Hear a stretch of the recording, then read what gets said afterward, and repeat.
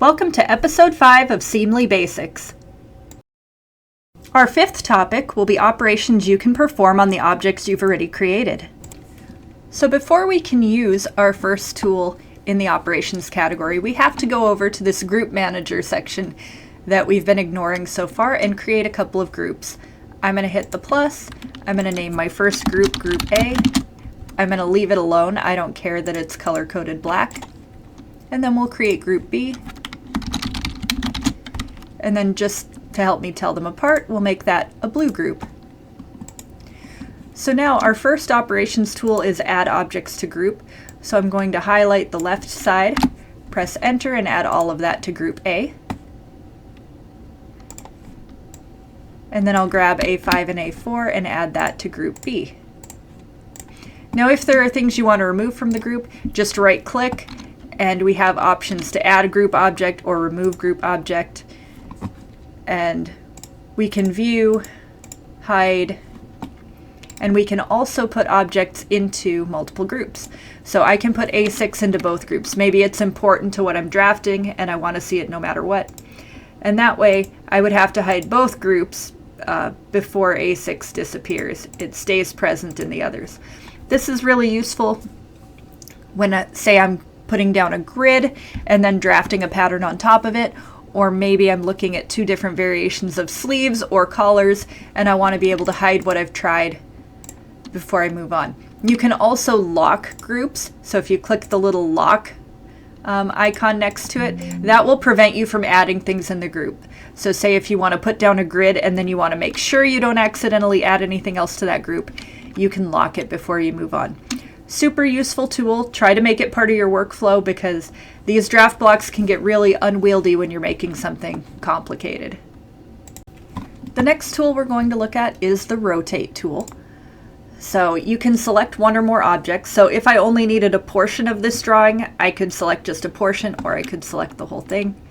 Let's go ahead and just grab this left half. And once you've selected what you want to include, if I want to add more, I can hit Control to make sure I'm including point A and click that. And then we'll press enter to confirm my selection. And now I need to choose what point I want to rotate it about. So if I want to rotate this portion about point A, I click point A as my center of rotation, and then I can do that. And then I click to determine the angle, let's say 45 degrees, where I would want that to go. And one thing you'll notice is it doesn't carry your lines with you, it just copies those points over. So if you wanted the lines connecting them, you'd have to go back to our line tool we talked about earlier and connect everything. Now everything that you copy carries a suffix, and you can tell which point it originated from because that's your prefix, A2, underscore A1 your suffix. And then as you continue to generate things, you might see A2, A3, and if you change the letter of what you're working on, which I'll show you how to do in just a second, those will carry the appropriate suffix as well. If you decide you no longer like drafting all of your points named A, maybe some of them, like I like to use Z if I know it's not going to be a point that appears later. So if you go up to the top, change your letter, and create a point, it'll start naming Z1, Z2, so on and so forth. So if you feel like things are getting a little convoluted with all the A's, know that you can change and rename appropriately. The next tool we're going to use is Mirror by Line. And our next tool is also a mirror tool, so I'm going to go ahead and use line A5 and A6 as our example to sort of differentiate that.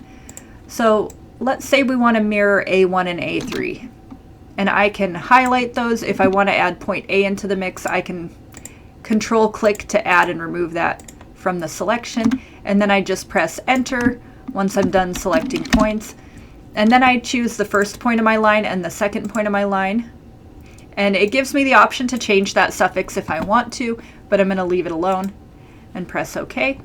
So then we have A1, A1, and A3, A1, and that's what would happen if you would reflect these over line A5 and A6. The next tool we're going to look at is Mirror by Axis. Now this tool performs a little bit differently than Mirror Objects by Line. You can do everything with the mirror by line tool that you could do with the mirror by axis tool, but if you need this specific case, this could be a shortcut to get there. So I'm going to select A6 and A5 as our points that we're going to mirror, and then I'm going to select A2 as our rotation point. So then it dots in this vertical axis on A2, so I can't click that, drag that, adjust the angle.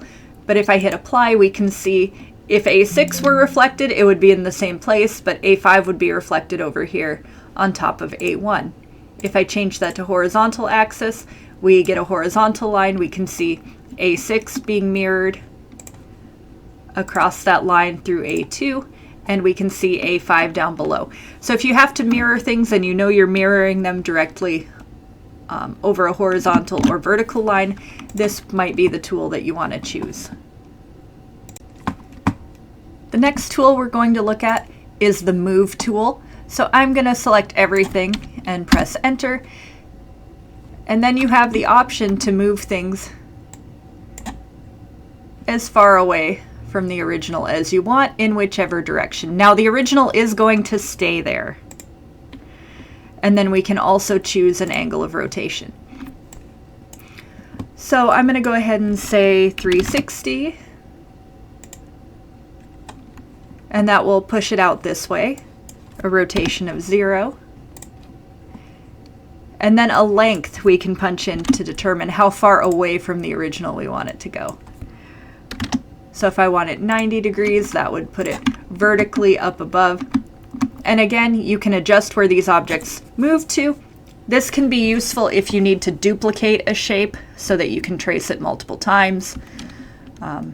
There is a tool later that allows us to merge pattern pieces that might be a little bit more useful. But keep in mind, it's not so much a move tool as it is a clone tool. And again, you will have to draw your lines back in if you want your piece to be the same as the one that you've copied. The next tool is really useful if you find yourself in a position where you need to make a dart. Now, I actually don't have the point set up to do this right now, so I'm just going to add some midpoints here and here.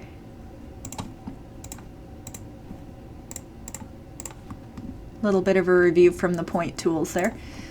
So when you create a dart, the first thing you're going to do is choose the line you want your dart to be on. So that will be the line from A to A5. Then select the first dart point, the second dart point, and the third dart point. So what I've done is create a trued dart, so it ensures that these lengths are the same, going through A7 and A8 on the line from A to A5. Now I have to confess, when I draw darts, I true them manually and I don't use the True Dart tool, but if you are just starting out, this could be a pretty useful option for you. The last tool we have to talk about in the operations category is pretty straightforward. It is the Export Draft Block tool. So if we click that, it will export your draft block. You can adjust the quality. You can choose from a variety of different files. Now, I don't take my draft blocks and operate with them in different programs, but I do take my pattern pieces and operate with them in different programs. If for any reason you want your draft block, this would be where you would export it. And that is the end of the operations category. Let's recap part 5. You can create groups to show and hide different objects, and your objects can belong to more than one group. Moving, mirroring, or rotating objects always creates copies of the objects that carry a suffix. You can export your draft blocks into a variety of different formats, and you can use the timestamps below to jump back as always. Thanks for watching. I can't wait for you to join us in our next episode where we finally make pattern pieces.